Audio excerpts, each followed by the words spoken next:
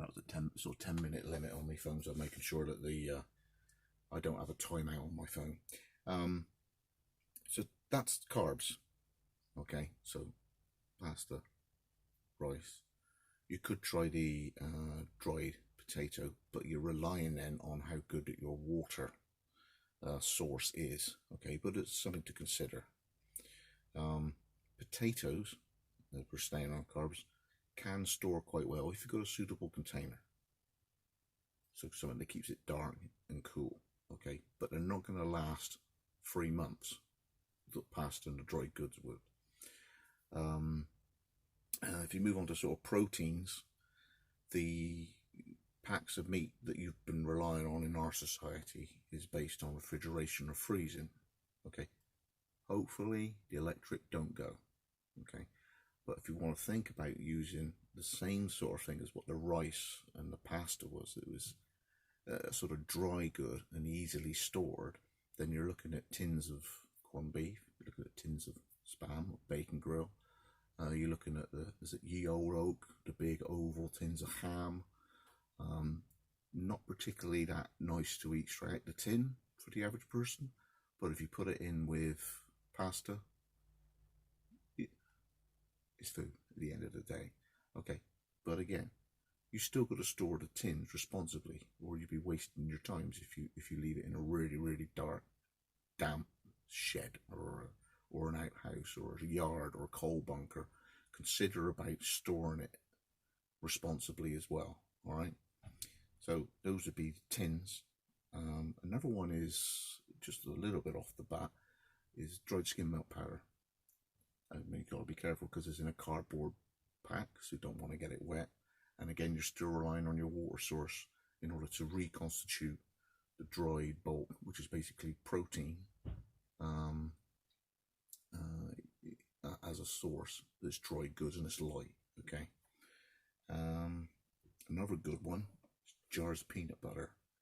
You don't need to go for the mega organic ones. You just get the Valley brand. The prices are hiked up in the last week. It's one of the reasons I'm doing this vid, because I pick my usual 2 jars a week because I'm just keeping what I've got topped up, rotating the stock, and the price has gone from 65 to like 80p.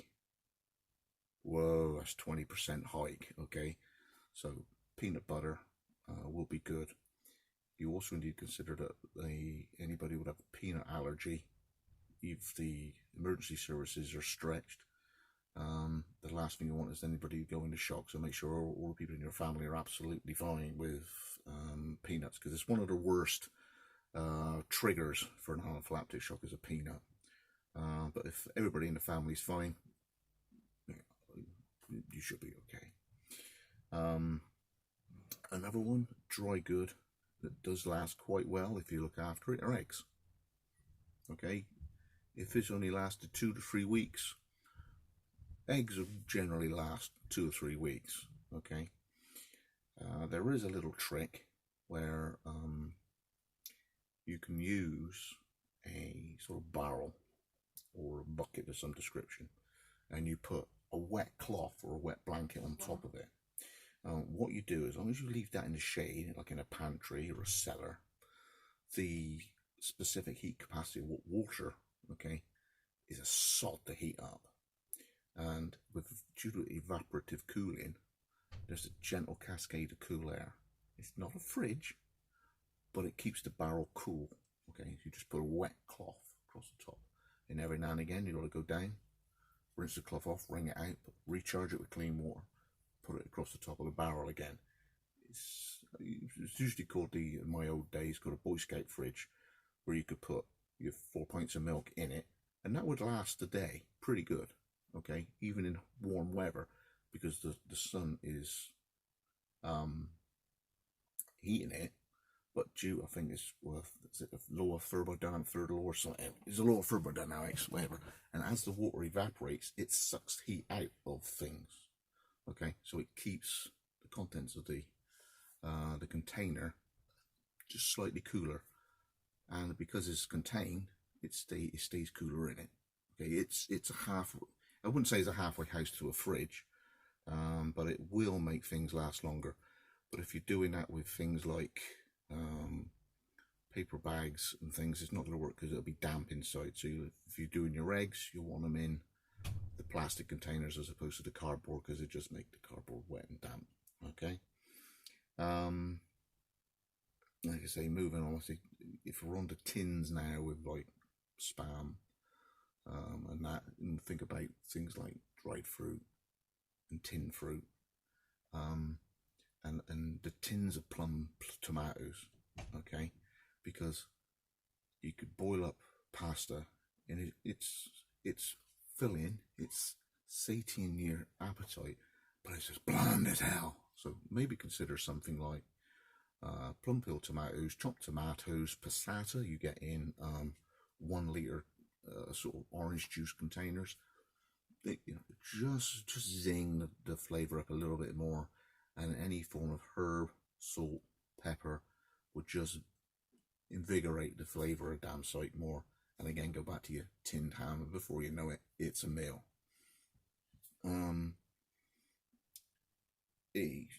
One thing that the prepper lot we've got nailed down, there's things called MREs.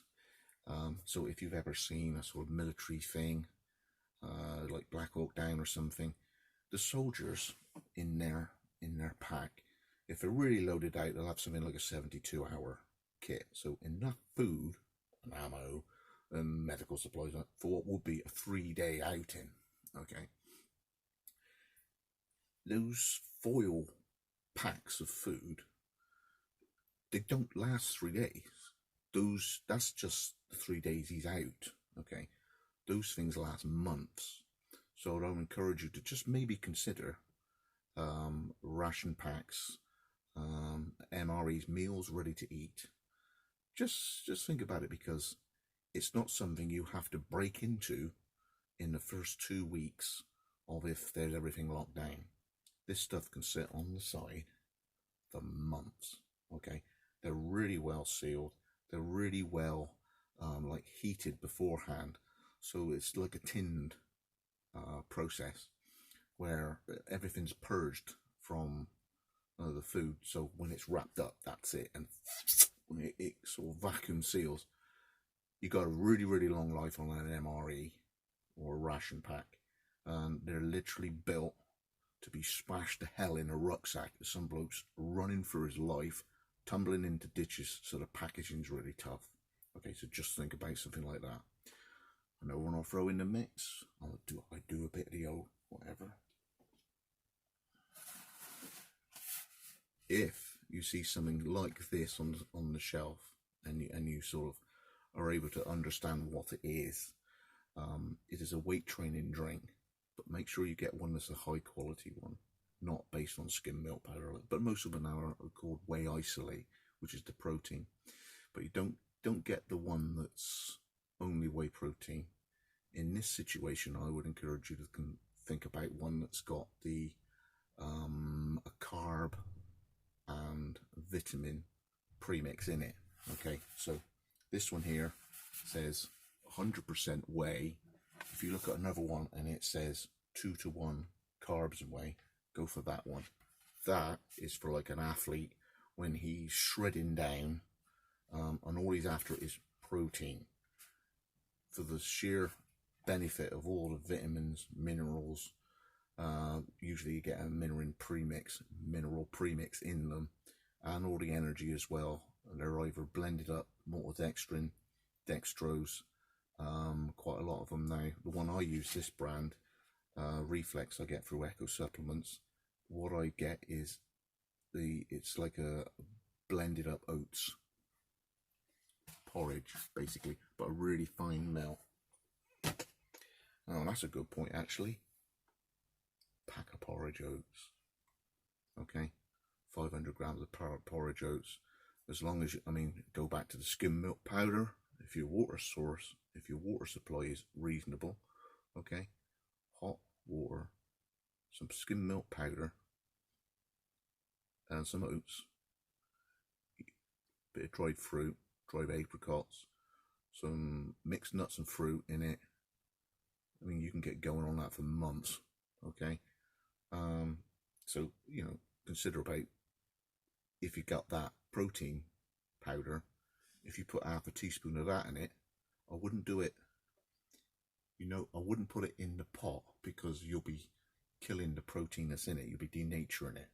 Make it up as a bowl of porridge, and as it comes to the bowl, to the table, then put the teaspoon in, mix it and eat it, so that the heat hasn't denatured the benefit of that high expensive quality protein powder that you've put in. Okay, so you can sneak that into your oats. Okay, but make sure you keep the container, because you can put your bags of rice in container like this. You can store water in them. They're really tough and they keep the light out. Trying to think what else really. If you've not got any strategy towards cleaning, then you know that's the mess that we're in at the moment, where everybody's grabbing the hand gels and the hand sanitizers. So soaps are still plenty available, but people, again, preppers like us, we know we got something already. Okay, I'm just gonna go dragon. Okay, because we know our stoves use something called dragon, and it's basically hand sanitizer. When I buy hand sanitizer, I'm not just buying it as hand sanitizer, I'm using it to light a fire with as well, because when I look at it and it says the first ingredient is not aqua, the first ingredient is like isopropanol or something. It's got so much spirit in it, you can actually set fire to it. So that's why we use it camping.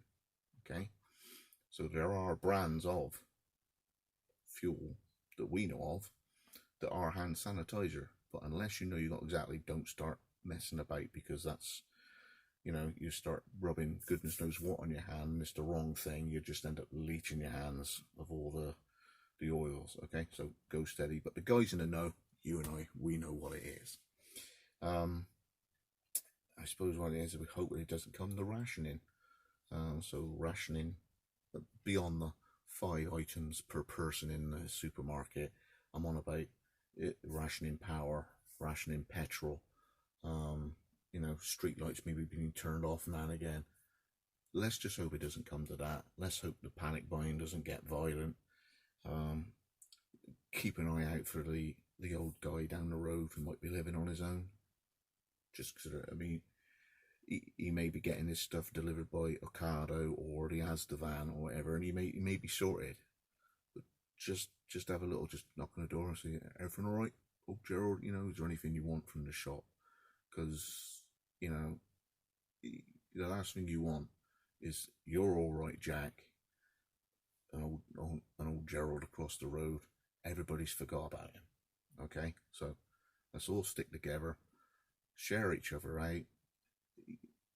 It may be the point that, you know, your neighbour misses a bit of this and you have got a bit of that, and you can chop and change. As to whether the quarantine or the isolation is house to house to house, it may only get community to community. So quite how bad, or it all just dissipates and ends up all fine and dandy, no one knows at the moment. But as I say, with the Italy thing this morning, I thought it'd be good just to share a few points to anybody that will come across a video with a title like this. Okay, at the moment, you know, there are guys out there who are preppers. We're not all mad max people. Okay, so stay safe. Hopefully everything works itself out. But my approach is, I try not to draw attention to myself. I try and be the grey man. Just do what I'm doing, but gently looking out for everybody else as well. Thanks for joining me. I'm Scott for Wessex Blades.